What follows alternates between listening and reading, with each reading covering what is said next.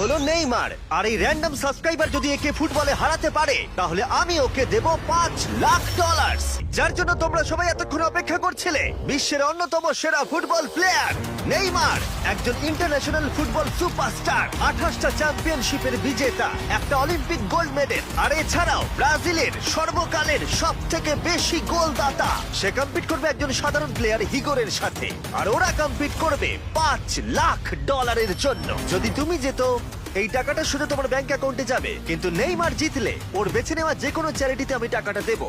বুঝে গেছো? হ্যাঁ বুঝেছি। আমায় ক্ষমা করো, তুমি হেরে যাবে।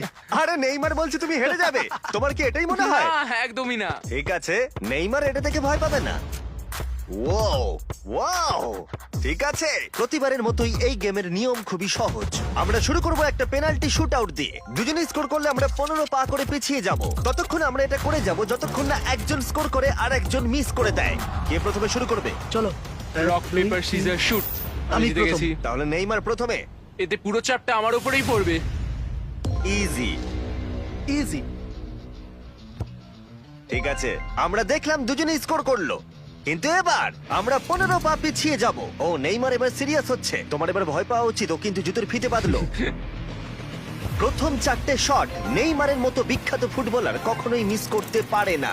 এতক্ষণ পর্যন্ত দুজনেই খুব সহজেই মারছে। 5 নম্বর শট থেকে নেইমারের সাথে সাধারণ প্লেয়ারের পার্থক্য বোঝা যাচ্ছিল। অফিসিয়ালি দুজনের পক্ষেই চ্যালেঞ্জটা এবার কঠিন হচ্ছে। যতক্ষণ না মিস হচ্ছে ততক্ষণ আমরা পিছবো। এবার তুমি ঠিক আগে আছে? মারো। আমি আগে কোচ মারবো? চায় তুমি প্রথমে শট মারো। ঠিক আছে, মারছি। ও ও, ঠিক আছে, এটা এখনো পর্যন্ত তোমার সবথেকে বাজে শট। এবার নেইমারের পালা। ও ও মাই গড, বলটা পুরো সুইং করে গোলের ভেতরে গিয়ে ঢুকলো। চাপে পড়লে খুব ভালো লাগে। বিশ্বকাপের চাপের সাথে এটা তুলনা হয়? না, বিশ্বকাপে আরো বেশি চাপ। দাঁড়াও, তুমি শট মারার আগে তুমি $5,00,000 চেকটা ধরো। নিশ্চয়ই। তুমি এটা গোল করলে আর ও মিস করে দিলে এটা তোমার হয়ে যাবে। তুমি নেইমারকে হারাতে পারবে, ঠিক আছে? ভরসা রাখো। ঠিক আছে।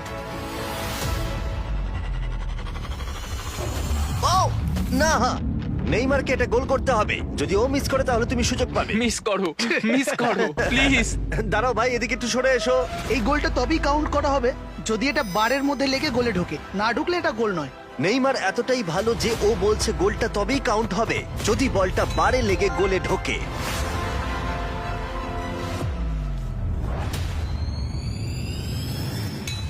ও ভাই, আর মিস করো না, আরে সত্যি মিস বলছি, করো তুমি না ভাই, পারবে। চলো।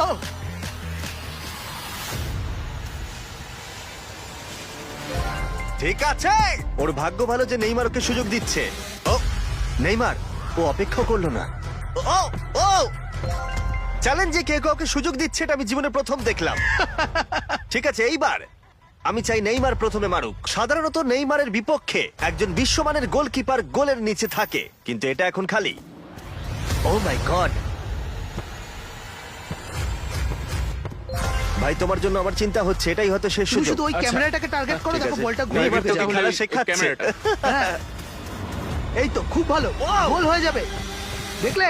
ও পেরেছে! পেরেছি। আমরা অফিসিয়ালি এখন মিডফিল্ডে আছি। এরকমটাই চলতে থাকবে। রেডি হলি মেরে দাও।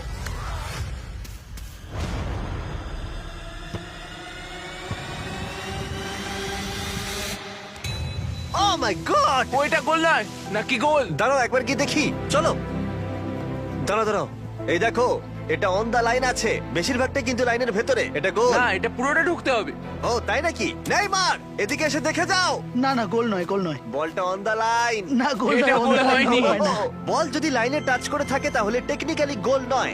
আর যেমনটা দেখতে পাচ্ছ এটা অন দা লাইন, তার মানে তুমি স্কোর করে দিলে জিতে গোল যাবে। মারলে জিতে যাবে। মিডফিল্ড থেকে এখন তোমাকে $5,00,000 শট মারতে হবে। হ্যাঁ। ঠিক আছে, মনে রাখো কিন্তু $5,00,000 বাজিতে রয়েছে। ওর জীবনের সব থেকে বড় শট। গোট নেইমার দেখছে হিগোর পারে কিনা।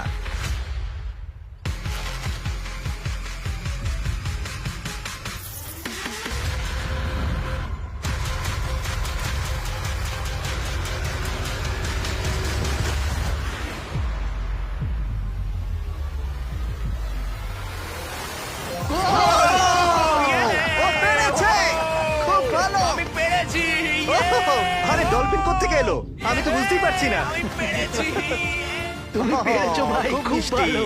এই নাও তোমার $5,00,000। Yes! তুমি জিতে আমি গেছো, খুব পেরেছি! ভালো। আমি পেরেছি ও, ভাই। ও। হ্যাঁ। এসব কি হচ্ছে?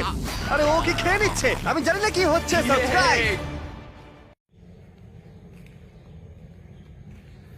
হ্যালো গাইস, কি অবস্থা সবার, কেমন আছেন?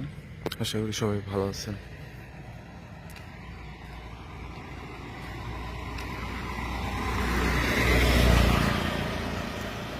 আজকের পরিবেশটা অনেক সুন্দর, মানে মেঘলা মেঘলা আকাশ, মনে হইতেছে বৃষ্টি নামবে। সবকিছু মিলিয়ে পরিবেশটা অনেক সুন্দর।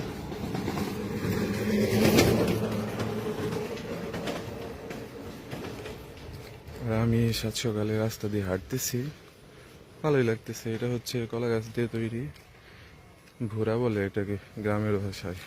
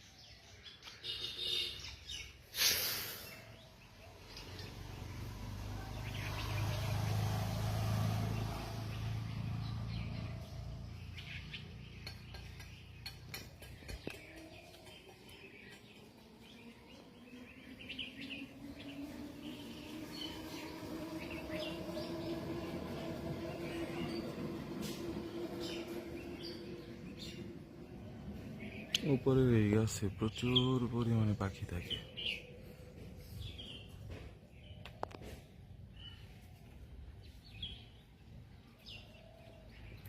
পাখি